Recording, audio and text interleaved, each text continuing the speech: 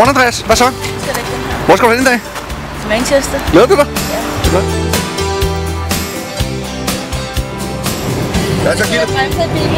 Gitte, er der styr på det, drenge? Ja.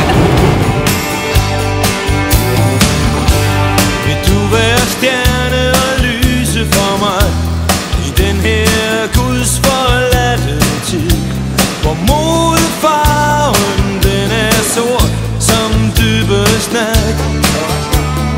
Må jeg filme dig? Selvfølgelig. Ja, hvad glæder du dig mest til?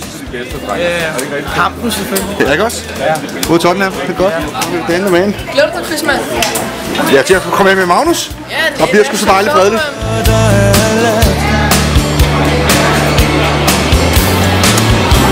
Men midt i mit mørke fad går helt i sort.